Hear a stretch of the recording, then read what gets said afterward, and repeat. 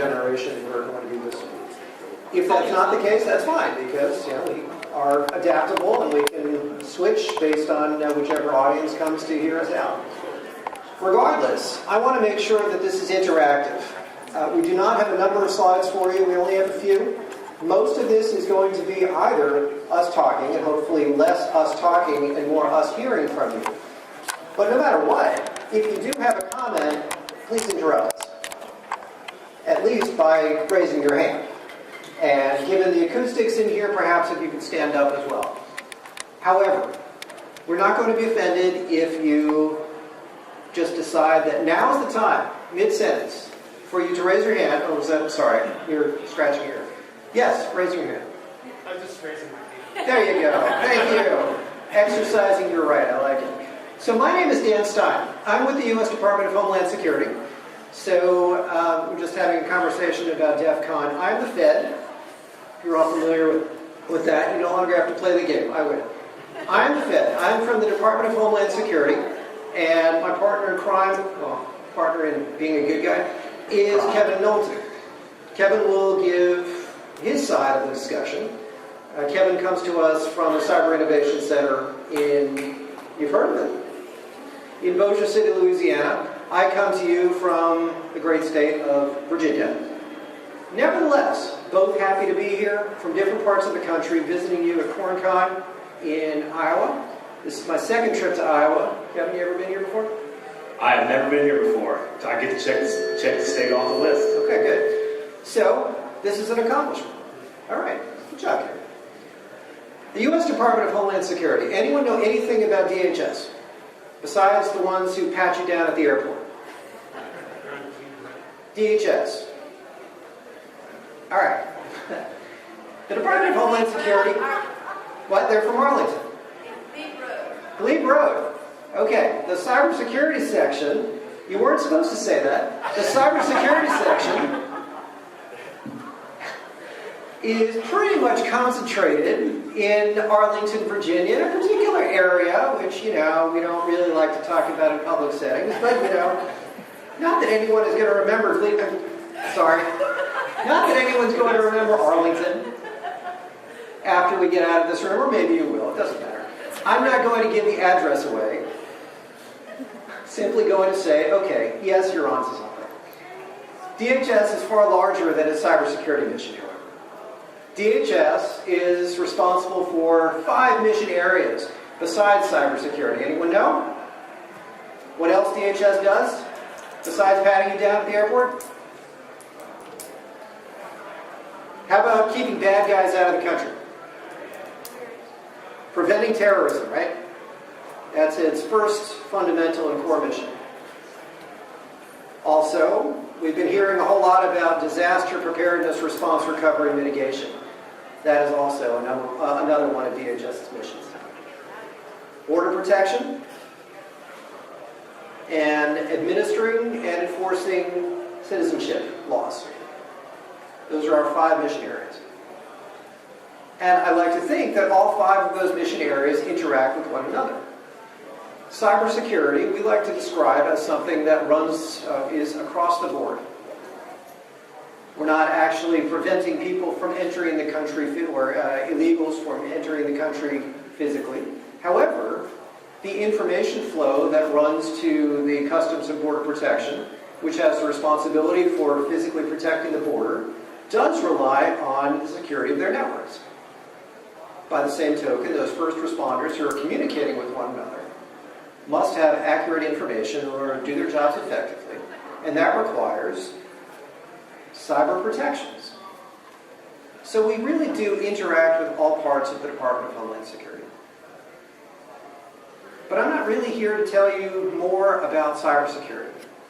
I get the sense that in this room, you already know enough, or at least you've heard a great deal already today, and probably in your lifetimes, about the subject that we generally call cybersecurity. I'm here to tell you about a different issue, one that will affect the cybersecurity mission of the Department of Homeland Security, and will also affect our national security. That issue is the fact that companies, thankfully, are starting to realize that they need a stronger and more robust and perhaps larger cybersecurity workforce. And where does that workforce come from? I would say first and foremost, you should build or you should develop your own employees and help them, help them become cybersecurity professionals through training, through school, through whatever means, but grow your workforce. In addition, we also need a strong and dependable pipeline of cybersecurity professionals. This country is, I would say, at a security crossroads because we finally realize that security is a problem. Security is expensive. Security slows down processes, but security is vital.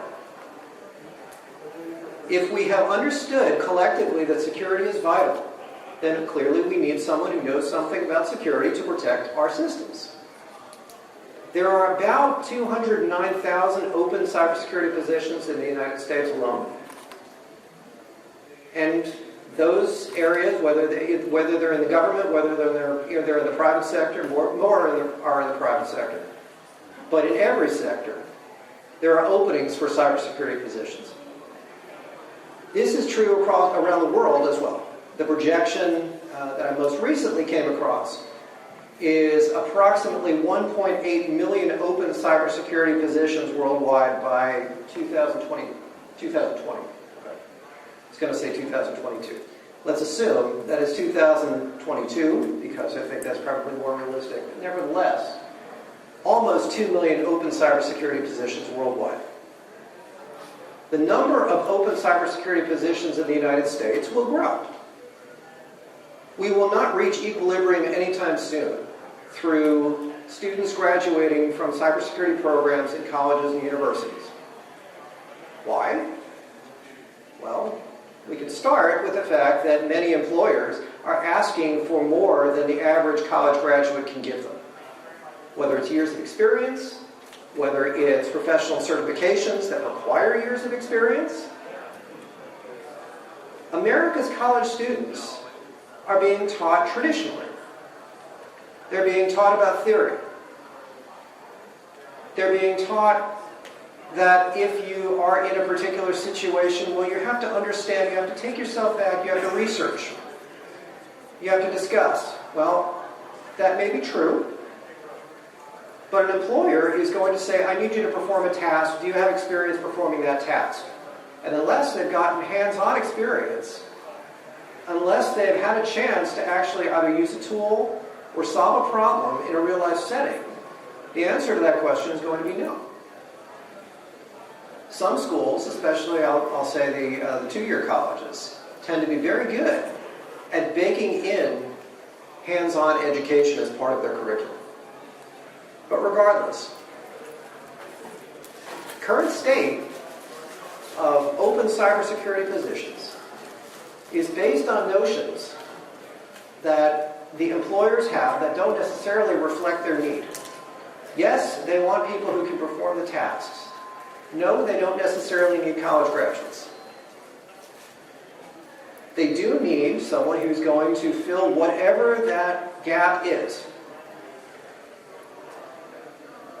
We have a product which is available online for free called the National Cybersecurity Workforce Framework. If you're not already familiar with it, take your time. It's not exactly a readable document. It's more like if you can think of an online dictionary. You're not going to read it cover to back, but it is a resource. It is available on the NICS portal, NICCS. I don't know if we have a link in this presentation, but you can just Google NICCS and you'll get there. The NICS portal has a number of free tools for you. And NICS is a DHS site, including the Cybersecurity Workforce Framework. And what the framework will do for all of us is provide a common lexicon across the board.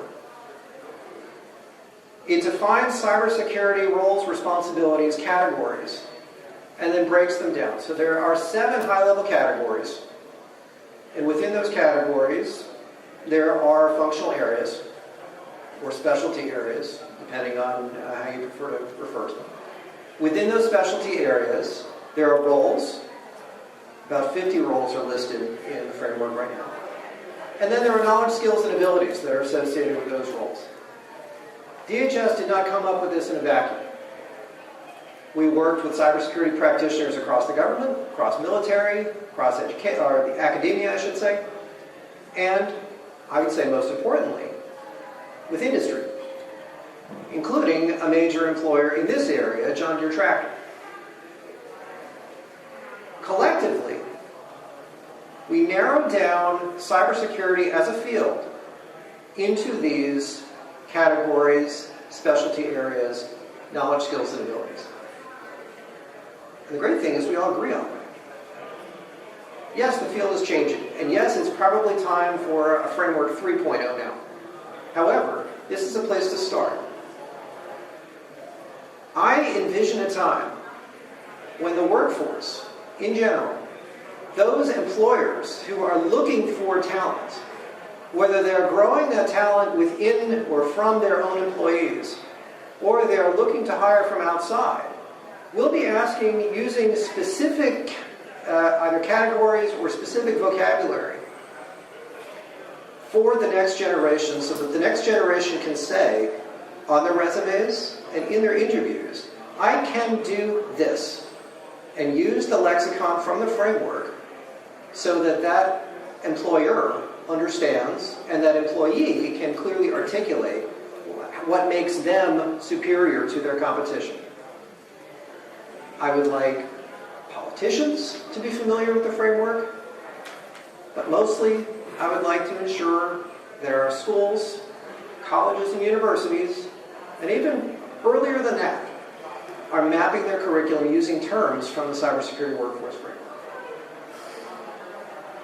Before I pass it over to Kevin, my question to all of you, and maybe this is where we can start our discussion, is where should interest in cybersecurity begin? I've said a little bit about cybersecurity education at the college and university, and really also at the two-year level. But I would say that if you're starting at the college level, it's already too late. Because most of the folks who are enrolling in cybersecurity coursework have already decided that they're interested in the field. What about all of those folks, including some of the folks in the next room, who don't yet know or are not yet aware that first, they can make money. Our slide earlier referred to about an average of $116,000 a year. They can make money in cybersecurity. But more than that, there's a growing field that's definable. I would say that we can start as early as kindergarten. We might even be able to start earlier than that if any of you have kids or grandkids, like my 4-year-old, who can already break into my phone. True story. She does not do so for nefarious purposes, incidentally. She does so because she likes her favorite Disney video, but, That's what you think. That's what I think. At least that's what I've observed. Gotcha. The truth is, there is no one single answer for how early we can start. However, we need to start earlier. But what does that look like? We can start with awareness. The word awareness has been referred to quite a bit in the previous presentation, in Todd's presentation, and then earlier than that, I remember hearing awareness spoken. Awareness is a very good tool when we're integrating or when we're introducing cybersecurity as a concept to the younger generation. Don't start with teaching them how to secure. Start with explaining to them that there's a whole world out there that they're not yet familiar with. And this is something that can be interesting. We have to make it seem more interesting than images of people sitting behind computer screens. But nevertheless, this is something that we can start building in our younger generation. This interest in this field, because we are never going to fill these open 209 some odd thousand positions without building up the interest. So Kevin, please tell us how we can integrate cybersecurity concepts of the younger grades. Definitely. And one of the things that Dan mentioned earlier that resonates is the fact that that equilibrium, that we have such a large job market that is open and available today, and we don't have the talent to fill that. And so what we have to do as industry, as government, is to begin working on building that workforce. And when we talk about any industry-based field, whether it's welding, whether it's medical, whether it's lawyers, whether it's cybersecurity experts, where do we have to begin? We have to begin at that K-12 level. We have to begin placing these opportunities of engagement into students far beyond or far below the university level. So that's kind of where I want to kind of take this little part of the presentation and drive down that conversation. A little bit of background about me, Kevin Nolten. I am the Director of Academic Outreach for the Cyber Innovation Center. And my focus is on K-12 education. I am an educator. I was an assistant principal of a K-8 school in Louisiana and really saw the demand and the need to begin teaching our students about the 21st century opportunities that exist today. Todd's example of, I'm not going to spend an hour talking about password security, how, that boring, mundane, the misspelled typos in the presentation, that's what's happening in our classrooms when we are teaching about everyday concepts. What we have to do is we have to flip it on the side of its head and create a learning environment that is conducive to engaging those students into those 21st century opportunities. So how do we do that? NYSERC, you're seeing this word NYSERC, and I want to tell you what that is. It's the National Integrated Cyber Education Research Center, NYSERC. It's a mouthful, we've condensed it down, NYSERC. And that is the academic division of the Cyber Innovation Center. And through a partnership with the Department of Homeland Security, we have been able to develop content and curriculum and distribute it to those K-12 educators at no cost. Content and curriculum that is engaging to students, that is connecting cyber concepts to everyday content curriculum that needs to be taught. And I use this example all the time. When I was an administrator in the classroom, I was sitting in a second grade math class, and that teacher was teaching subtraction and beginning to integrate word problems into the lesson. And this was a story that Miss Ann told. She says, Sally has 3 apples at the house. She has 5 friends coming over. How many apples does Sally need to go out and buy? That is a lesson. It's an everyday lesson. We probably heard that lesson when we were in second grade, right? We've heard that context. And I'm in the back of the room kind of shaking my head going, oh my goodness, oh my goodness. So during the conversation after the class, I asked the teacher, I said, Ann, why did you use apples? I joke a lot and I say, I have a developmental and a fundamental issue. I look like I'm 12 years old, right? Especially if I shave, right? So I have this seasoned veteran teacher looking at me going, I've been teaching for 25 years. I've always used apples. Another funny component to that story is that I went to K through 8 in that same school, and she was my second grade math teacher. So she's looking at me going, I've always taught apples. And I said, Ann, kids know what apples are. They have a cardboard book in kindergarten that has a picture, and they say, what is this class? Apples. Everybody say apples. They know what that is. Change apples to gigabytes. And here's your story. Sally has a computer at the house that has 3 gigabytes of memory. She got this really cool game for her birthday or for Christmas that she wants to run that requires 5. How many gigabytes does Sally need to add?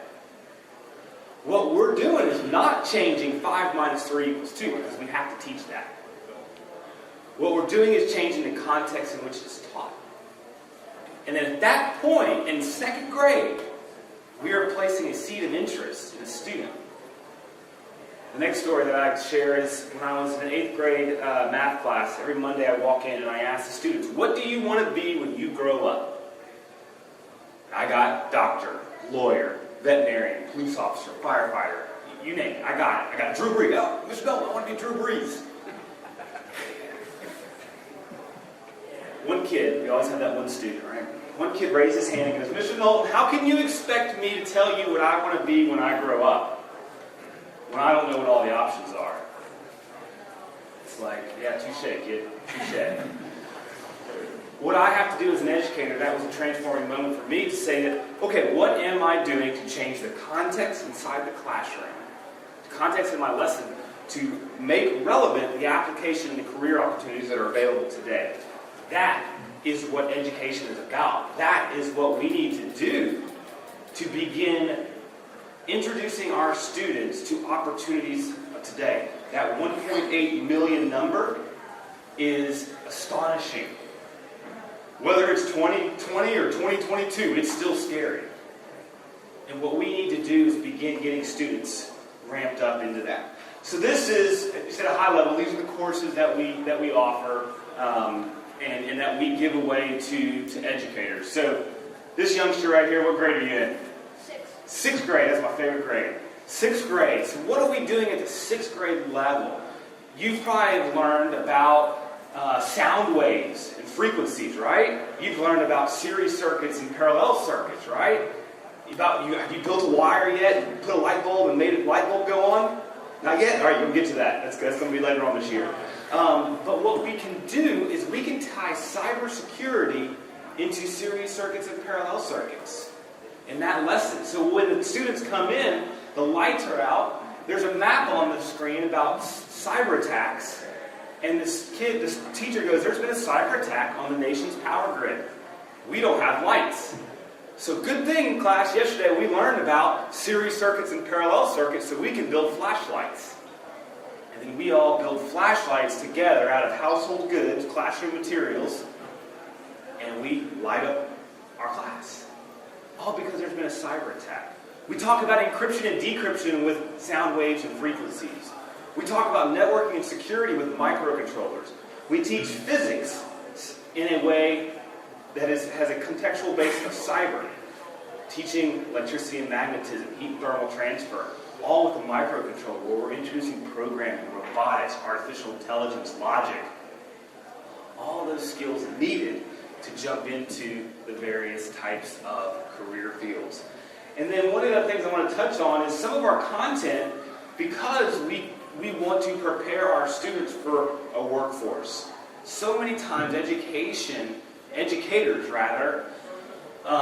it's a lot of my colleagues when I was in the school system, their response is, I need to get kids to pass the test. And I cringe at that. Or I need to get kids to graduate 8th grade, or I need to get kids to graduate high school. That's not the response. That's not our responsibility as educators. Our responsibility is to put the flag in the sand of the workforce. I need to get my students employable. That is my responsibility as an educator. And so what we've done with the design philosophies of these is to integrate the context, but also give fundamental skills that can give you certificates, industry-based certifications, upon graduation in high school that get you employable. Cyber literacy is tied to CompT as IT fundamentals. Cyber literacy 2, CompT is A+. Cyber science, I almost called it cyber literacy 3. Cyber science is tied to CompT as Network Plus certification. And if I can get a high school student graduating with those 3 certifications, guess what? You hire them in a minute. Yeah. In a minute. That is our goal as educators, to produce those students with the skills necessary for 21st century opportunities. That is what it's all about. And then, before I leave right there for a second.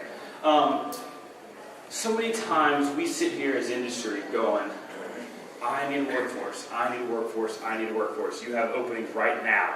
All right, and you're going to call the four-year university. You're going to call St. Ambrose University and go, I need a workforce. Come on, help me out. And St. Ambrose is going to go down to the community college level, and they're going to go down to the K-12 level, because we have to expand that pipeline. We have to ensure that that pipeline is sufficiently supplying what we need as an industry.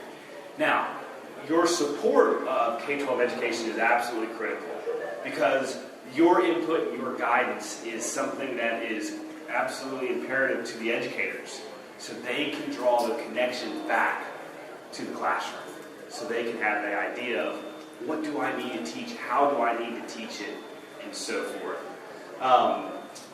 One of the things also that Dan, you want to jump into this?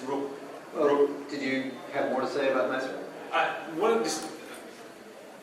think I'm good. I have a question. Yeah, question. Do you ever go to schools, like if you're in front of us, do you ever go to an area and actually take, what if we got an 8-year-old, which is a very education agency here, which is responsible for all the K-12, and brought in all the different educators and teach them about what curriculum Yep. is. So Do you do that? we do that. So that content, that curriculum is available to those educators at no cost. And then I have a team of 11 folks, master teachers, PhDs, subject matter experts, who then go to that site, to go to that school district, and will offer professional development on that. Teachers are the key to a systemic and sustainable change in education. If I get that teacher who's going to be teaching apples for the rest of their career, we're doomed, right? What we have to do is not only walk our teachers through transforming that classroom into 21st century learning environment, we have to teach them how to teach. We have to teach them the pedagogy to really engage those students. We have to empower those educators to feel confident in being 5 minutes ahead of those students. What state is taking advantage of your program?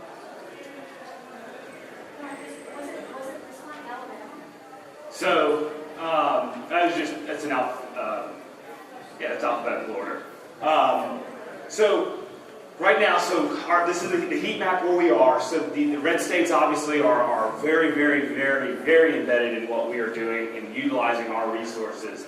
But Kevin, just explain that the color coding is based on the number of Teachers accessing and utilizing the content. The dashes within the state are the State Department, who have actually endorsed the content and curriculum that we have mapped to standards.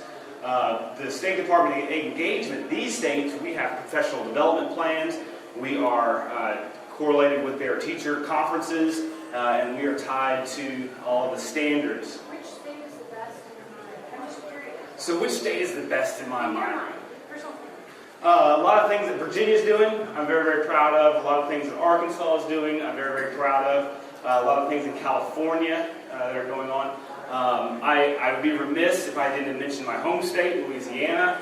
We've been able to create pathways, cyber education pathways in the high school level that guarantees that the students who are participating in that pathway graduate with at least one industry-based certification.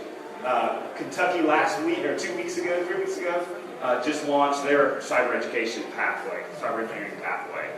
But again, some pioneers to me in Virginia, Arkansas. Arkansas was the first state to teach computer science with a cyber bend to it, because we influence that. We also do work at that State Department level to influence standards. So the things that teachers have to teach, we are influencing so they have a cybersecurity bend to them. And also add that there is at least one teacher in all 50 states and 2 territories Correct. that are using the curriculum. U.S. Virgin Islands and Puerto Rico, and then all 50 states. I saw his first just by a hair. I want to homeschool my kids in this in parallel with their state education. Can I get materials too? It's something that we work with various homeschool groups.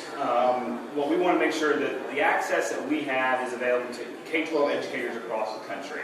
One of the things that we have an internal vetting system just to ensure that you're actually using it for the purpose for which it's designed.